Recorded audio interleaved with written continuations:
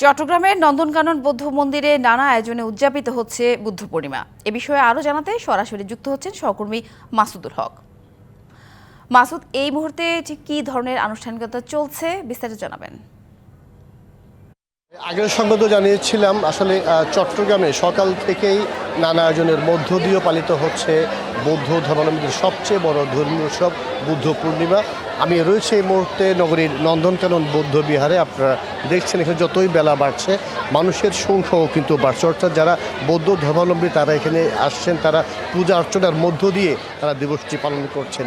এখানে যে শুধু বৌদ্ধ ধর্মাবলম্বীরা আসছেন ঠিক তাই নয়, এখানে নানা ধর্মের বর্ণের মানুষ এই উৎসবে যোগ দিয়েছেন। এই উৎসবের রঙকে আরও রঙিন করেছেন, অর্থাৎ বাঙালির যে হাজার বছরের যে সম্প্রীতির মেল বন্ধন সেটিকে অক্ষুণ্ণ রেখে সকল শ্রেণী পেশার মানুষ এই উৎসবে যোগ দিয়েছেন।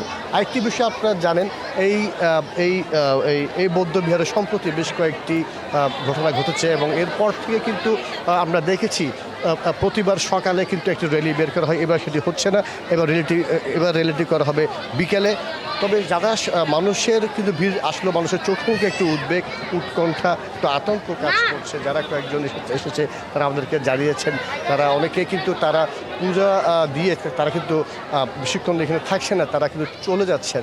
অর্থাৎ সম্প্রীতির দুই পক্ষেই মন্দিরের বিভিন্ন বিষয় নিয়ে দুই পক্ষে তারা বিভিন্ন অবস্থান নিয়েছে, তাদের মধ্যে সংঘর্ষ হয়েছে, সেটি মামলা পর্যন্ত গড়িয়েছে। এরপর থেকে কিন্তু দুই পক্ষ দুই দিকে অবস্থান নিয়েছে। তো যেমনটি বলছিলাম, আসলে এই উৎসবটি চলছে এবং এই উৎসব যাতে সুষ্ঠুভাবে সম্পন্ন হয় সেজন্য আইন শৃঙ্খলা বাহিনীর পক্ষ থেকে নেওয়া হচ্ছে বিশেষ নিরাপত্তা ব্যবস্থা। মন্দিরের ভেতরে এবং বাইরে পুলিশ, এপিবিএন, র্যাব।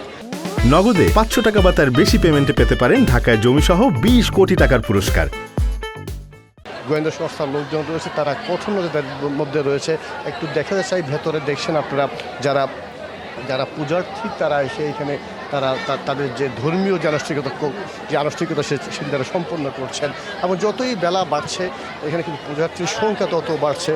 সকাল থেকে কিন্তু সকাল 8টার পর থেকে নন্দনকানন এই বৌদ্ধ বিহারে যে বৌদ্ধ পূর্ণিমার যে আনুষ্ঠানিকতা সেটা আরম্ভ হয় এবং যতই বেলা বাড়ছে তারা এখানে এসে পূজা অর্চনার মধ্য দিয়ে তারা দিবসটি পালন করছেন। তো আরেকটি বিষয় হচ্ছে এই অনুষ্ঠান যাতে সুষ্ঠুভাবে সম্পন্ন হয় সেজন্য আইন শৃঙ্খলা বাহিনী তারা কঠোর নজরদারির মধ্যে রয়েছেন, যাতে কোনো ধরনের সংঘাত বা কোনো ধরনের যাতে অপ্রীতিকর কোনো ঘটনা না ঘটে।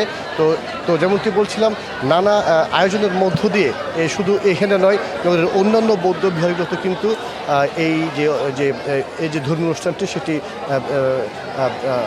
নানাভাবে উদযাপিত হচ্ছে। তো এই ছিল আমার কাছে চট্টগ্রাম থেকে খবর। ধন্যবাদ মাসুদ।